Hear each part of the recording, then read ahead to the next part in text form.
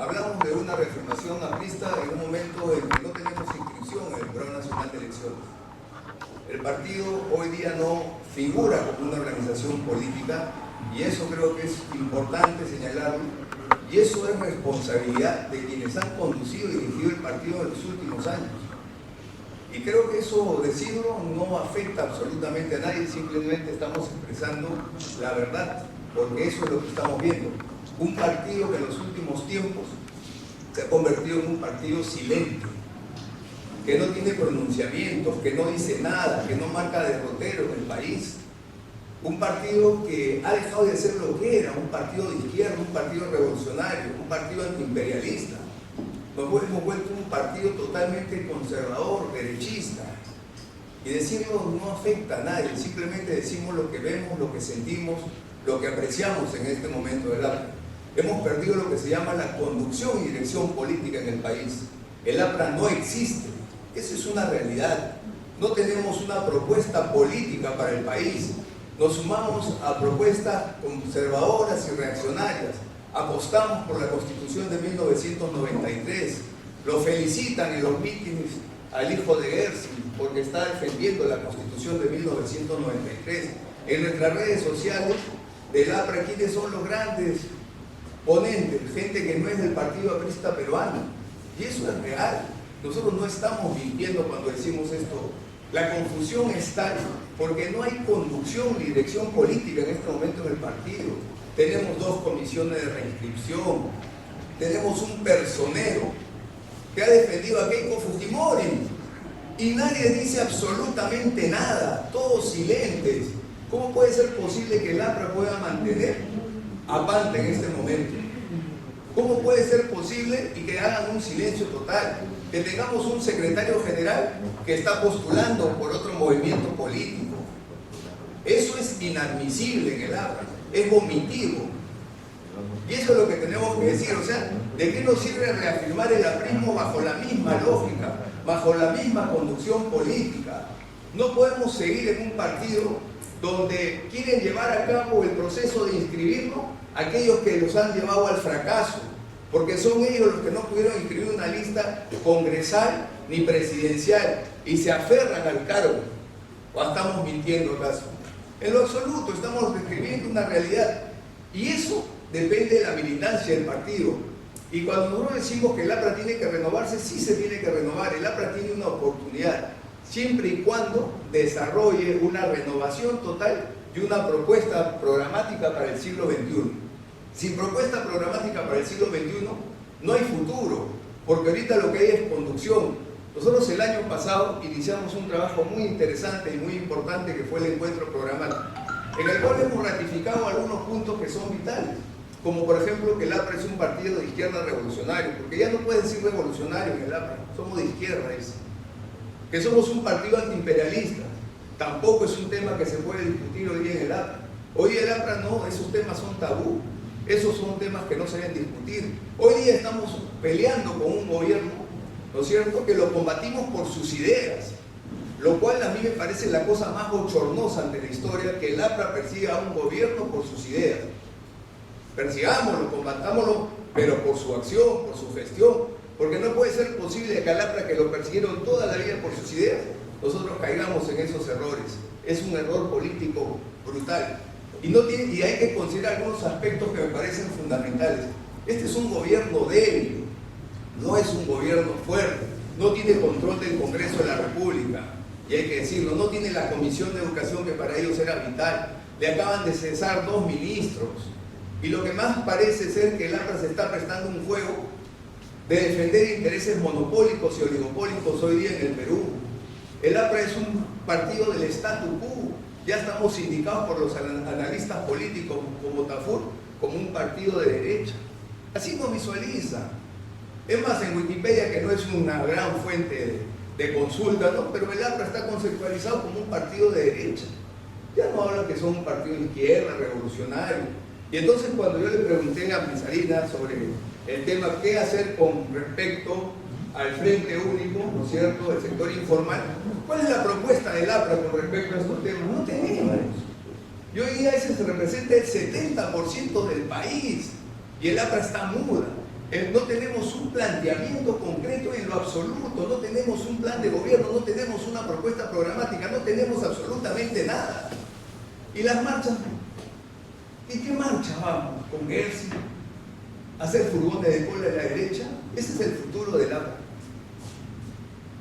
Ese es el camino que hemos escogido para el APRA, el partido donde hay en la torre, el partido revolucionario, el partido hoy día que profesamente lo tiene encerrado, porque esa es una política dada en el partido.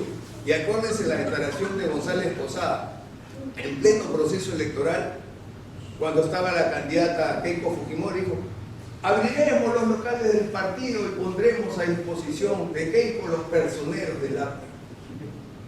Y esos son datos ciertos. Ahí están sus grabaciones.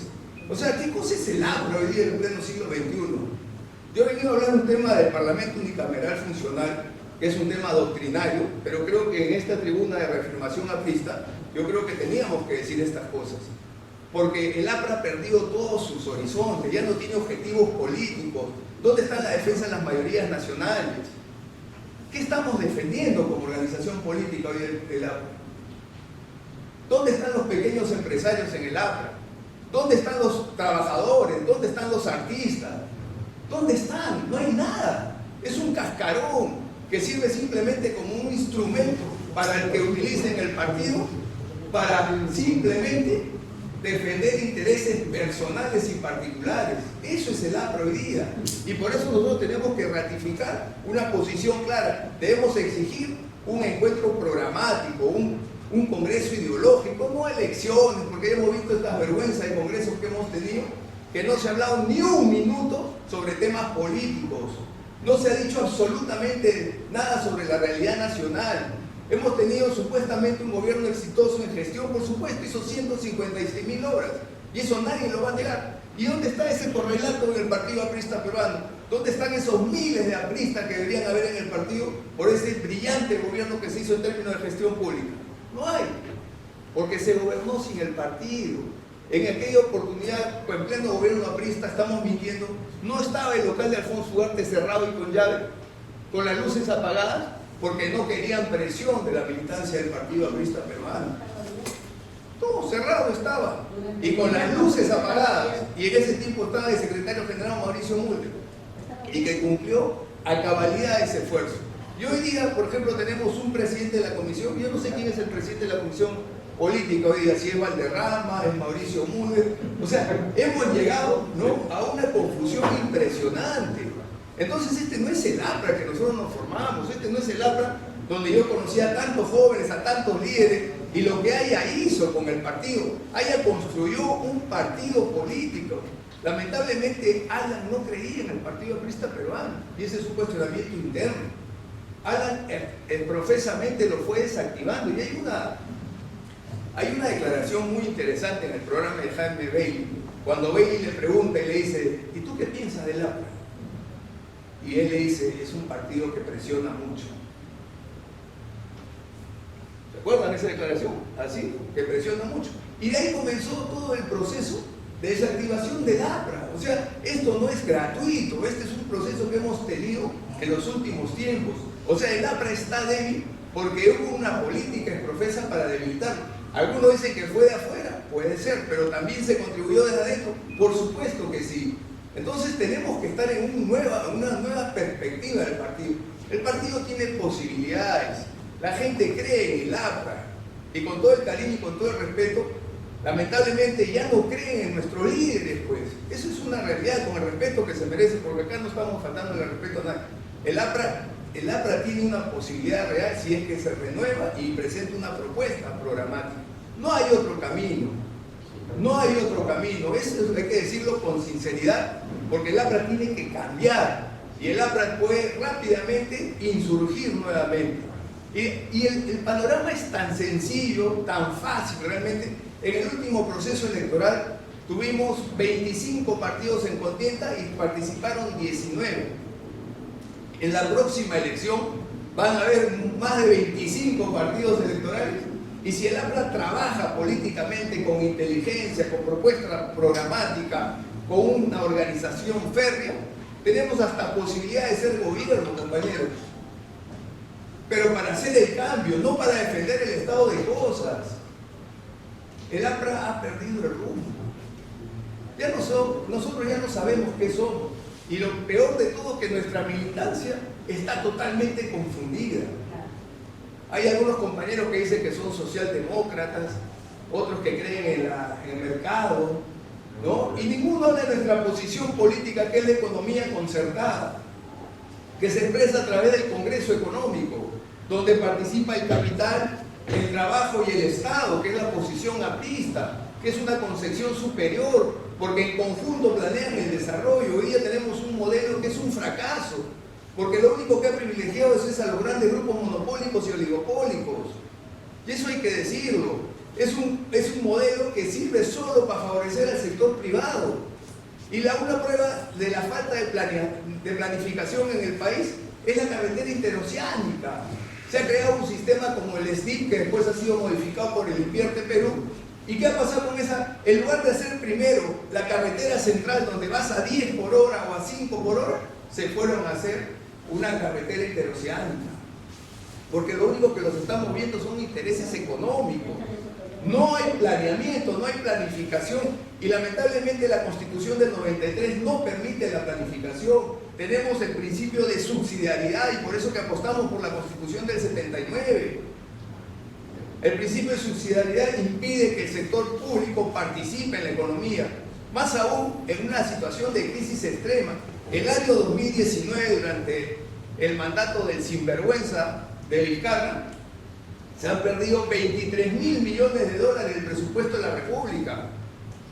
Y nadie ha dicho nada. Y el año 2020 se han perdido 64.000 millones.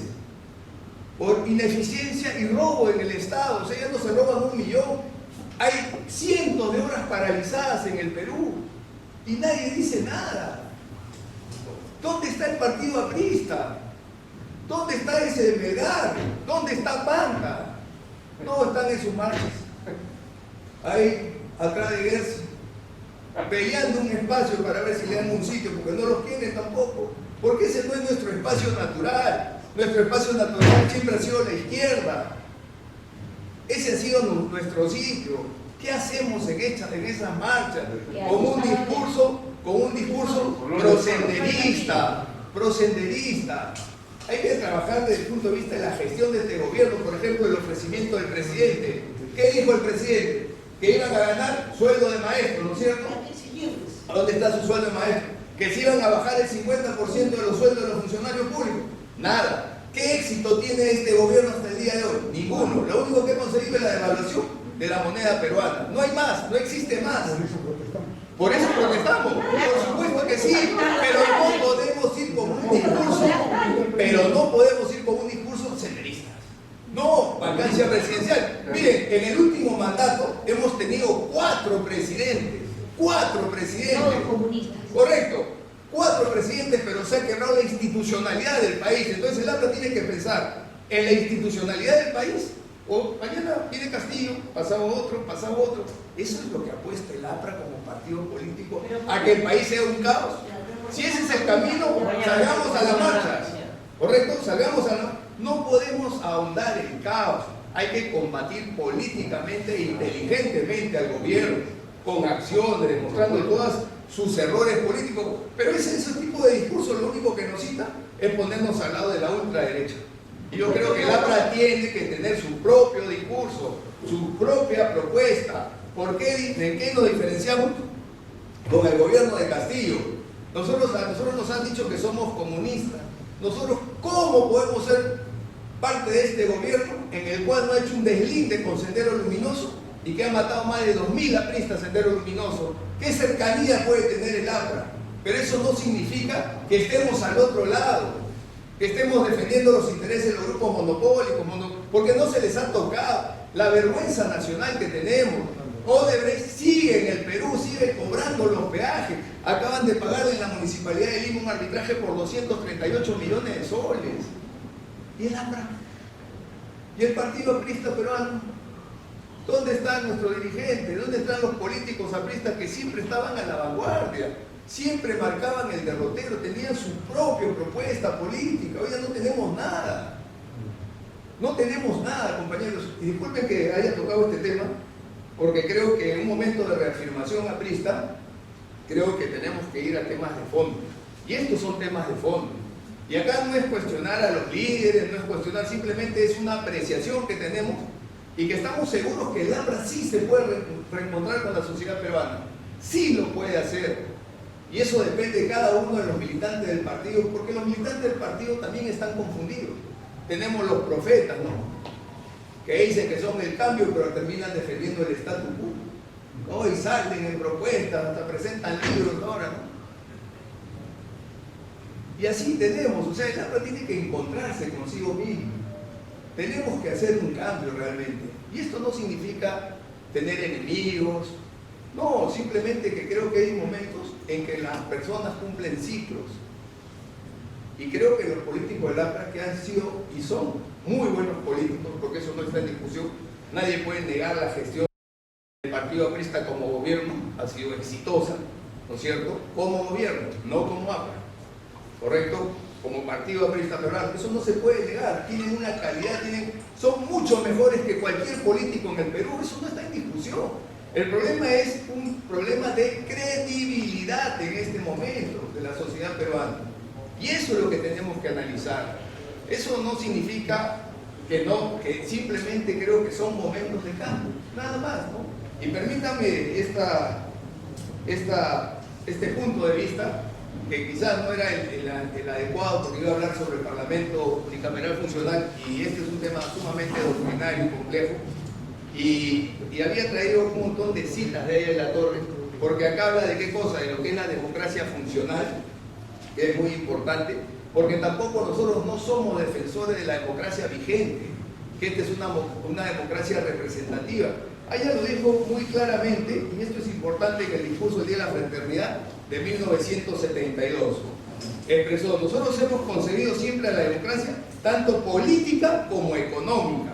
Nosotros no queremos imitar servilmente a la democracia europea de los países desarrollados que ya tienen su trayectoria histórica lograda. Entonces nosotros no somos defensores de esta democracia, nosotros somos defensores de una democracia económica. Nosotros, como línea maestra, la posición primigenia del APRA era el Parlamento unicameral, que después devino en el Congreso Económico, porque en los últimos tiempos solo hemos hablado de lo que es el Congreso Económico, cuando la posición primigenia era el Parlamento unicameral, y eso hay que decirlo, Parlamento unicameral funcional, y que los sectores conservadores y reaccionarios de aquella época, de 1931 y 32, se opusieron porque decían que una sola cámara era muy peligrosa porque podía hacer reformas muy rápidas. Y obviamente en los últimos tiempos el APRA apostó por el Senado y la Cámara de Diputados, o sea, comenzamos a tener comportamientos conservadores. El APRA primigenia, sí, claro, por supuesto que sí, ahí tuvo también un cambio, y eso no es mentira, tampoco es mentira, ¿correcto? Y entonces hay muchas citas importantes que me hubiese gustado desarrollarlas con todos ustedes, y me comprometo a una nueva reunión para desarrollar esto, porque es un tema bien desarrollado, bien estructurado. Y quiero terminar ya con las conclusiones que me parecen importantes y decirlas, ¿no? El Congreso Económico representa nuestra concepción de cómo organizar el Estado antiimperialista, concepto que ya nos hemos olvidado. Ya no hablamos del Estado antiimperialista. El APRA ya no. ¿Qué es el imperialismo? Okay. En la lucha contra el imperialismo y las clases dominantes que ostentan el poder en el Perú. Por supuesto que el imperialismo está más vigente que nunca. Es más, el imperialismo hoy día ha cambiado hasta las formas. Hoy día se maneja a través de los organismos internacionales que te regimentan y te reglamentan tus políticas. Y un ejemplo concreto, el Banco Agrario. El Banco Agrario fue creado con la aprobación del Fondo Monetario Internacional, pero crearon un banco cojo. Por eso es que el Banco Agrario no crece, porque es un banco que está prohibido de captar ahorros. Así ninguna institución financiera puede crecer sin ahorros. Entonces sí nos regimentan los organismos internacionales, sí controlan nuestras políticas, no se pueden cambiar las reglas de juego en la Organización Mundial del Comercio, hay un mundo diferente. Hoy día el imperialismo ya no se expresa solo en los países, se expresa también en las grandes corporaciones internacionales que tienen políticas diferentes inclusive que los grandes países imperialistas. O sea, el mundo sí hay imperialismo. El que no quiera aceptar o entender eso no está entendiendo el proceso global del imperialismo. Y el APRA tiene que enfrentar este nuevo contexto. Eso no es mentir. Entonces, desde el punto de vista, y otra de las conclusiones es importante, se convierte en un poder alterno. O sea, el APRA en algún momento planteó el Congreso Económico como un cuarto poder, de no poder plantearse el Congreso, el Parlamento Funcional Unicameral. Eso se discute hoy en el Partido Aprista Peruano. Nada de eso. Los temas doctrinarios los hemos dejado en el olvido. Nos hemos vuelto un partido pragmático. Actuamos en el momento. ¿Esta vuelta qué es?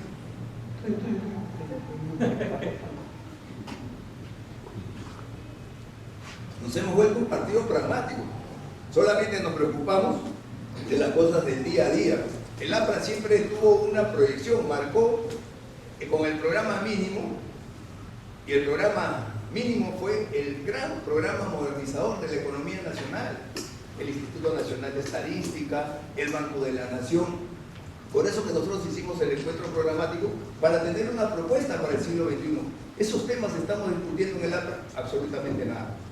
Entonces, el Congreso Económico expresa nuestra concepción de la economía y se expresa a través de la economía concertada, que supera a la economía de mercado y a la economía social de mercado. La primera no existe, porque no hay una economía perfecta, ¿correcto? Por lo tanto, no hay una economía pura, perfecta. Y la economía social del mercado tampoco ha solucionado los problemas, porque hay imperfecciones del mercado. Si bien es cierto, el mercado y estos mecanismos que tenemos los organismos reguladores, en la práctica no funcionan, porque no controlan absolutamente nada, ¿no es cierto?